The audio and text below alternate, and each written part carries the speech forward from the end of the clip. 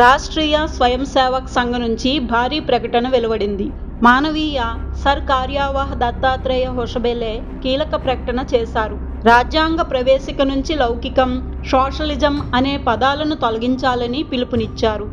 అంబేద్కర్ రాసిన రాజ్యాంగంలో ఈ పదాలేవీ లేవని, ఆ తర్వాత అత్యవసర పరిస్థితుల్లో వీటిని చొప్పించారని అన్నారు. కోల్కతాలో మరో దారుణం చోటు చేసుకుంది. 24 ఏళ్ల లా విద్యార్థినిపై కాలేజీలోనే సామూహిక అత్యాచారం జరిగింది. ఆ ఘటనను వీడియో రికార్డింగ్ చేసి బెదిరింపులకు పాల్పడ్డారు.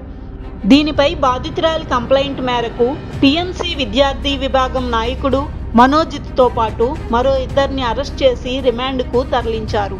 లా స్టూడెంట్ రేప్ కేసులో ప్రధాన నిందితుడైన మనోజిత్ టీఎంసీ స్టూడెంట్ వింగ్ ప్రధాన కార్యదర్శి కావడంతో రాజకీయంగా తీవ్ర దుమారం రేపుతోంది.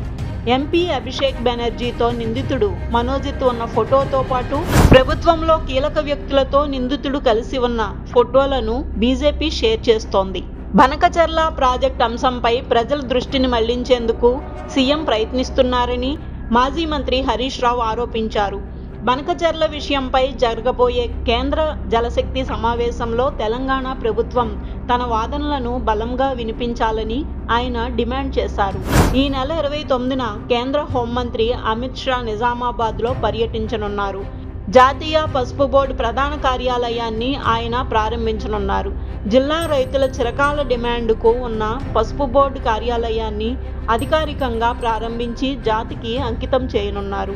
సీఎం చంద్రబాబు ఒక విజనరీ లీడర్ అని, దేశంలో ఆయనతో పోల్చదగిన నాయకుడు మరొకరు లేరని ప్రముఖ యోగా గురు బాబా రామ్దేవ్ కొనియాడారు. విజయవాడలో జిఎఫ్ఎస్టీ టూరిజం కాన్క్లేవ్లో పాల్గొన్న ఆయన చంద్రబాబు నాయకత్వ పటిమపై ప్రశంసల జల్లు కురిపించారు. తన మూలాలను ఎన్నడూ మర్చిపోలేదని, ఆదివాసీల పక్షాన నిలబడతానని మంత్రి సీతక్క స్పష్టం చేశారు. ఆదివాసీల హక్కులను గాలికొదిలేశారంటూ మావోయిస్టులు రాసిన లేఖపై స్పందించిన మంత్రి తనపై చేసిన విమర్శలను ఖండించారు. ఎవరైనా సరే వాస్తవాలు తెలుసుకొని మాట్లాడాలని హితవు పలికారు. పెళ్లై నెల కూడా గడవక ముందే ఓ నవవధువుపై 3 యువకులు సామూహిక అత్యాచారానికి ప్రయత్నించిన ఘటన పల్నాడు జిల్లాలో చోటు చేసుకుంది.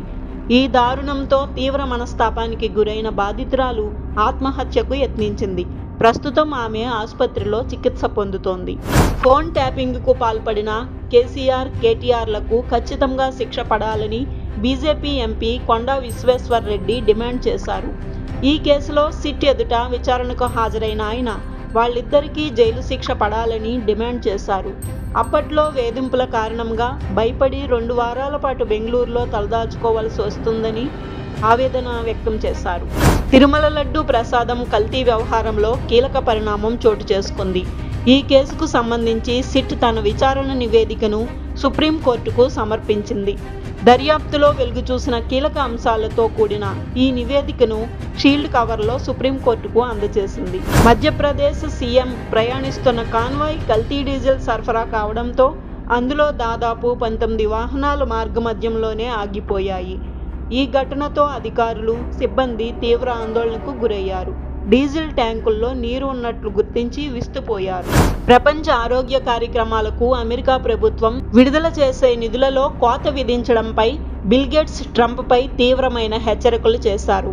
ఈ నిర్ణయం వల్ల భవిష్యత్తులో ప్రపంచవ్యాప్తంగా లక్షలాది మంది చిన్నారుల ప్రాణాలు కోల్పోయే ప్రమాదం ఉందని ఆయన ఆవేదన వ్యక్తం చేశారు. హెజ్బొల్లా ఉగ్రవాద సంస్థే టార్గెట్గా ఇజ్రాయిల్ బాంబులతో విరుచుకుపడింది. ఉగ్రవాదులు దాచుకున్న భూగర్భ స్థావరాలపై అత్యంత శక్తివంతమైన బంకర్ బస్టర్ బాంబులు వేసింది. ఈ దాడులతో హెజ్బుల్లాకు చెందిన కీలక ఆయుధాగారాలను ధ్వంసం చేశామని ఇజ్రాయిల్ వెల్లడించింది. భారత్తో చాలా పెద్ద వాణిజ్య ఒప్పందం చేసుకోబోతున్నామని అమెరికా అధ్యక్షుడు డొనాల్డ్ ట్రంప్ సంకేతం ఇచ్చారు. చైనాతో కీలక ఒప్పందం జరిగిందని, త్వరలోనే భారత్తో కూడా చాలా పెద్ద వాణిజ్య ఒప్పందం జరగబోతోందని, 2 దేశాల బృందాలు 4 రోజుల పాటు రహస్య చర్చలు జరిపాయని, త్వరలోనే ప్రకటన రాబోతుందని వివరించారు. బంగ్లాదేశ్ రాజధాని ఢాకాలోని ఖిల్జేట్లో ఉన్న దుర్గా మందిర్ను అక్కడి తాత్కాలిక యూనస్ ప్రభుత్వ ఆదేశాలతో కూల్చేశారు. కాళికాదేవి ఇంకా శివుడి విగ్రహాలను ధ్వంసం చేశారు.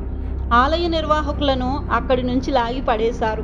ఈ ఘటనను భారత విదేశాంగ శాఖ తీవ్రంగా ఖండించింది. అహ్మదాబాద్ విమాన ప్రమాద మృతుల కుటుంబాల కోసం 500 కోట్లతో ఒక ట్రస్ట్ ఏర్పాటు చేయాలని టాటా సన్స్ నిర్ణయించింది.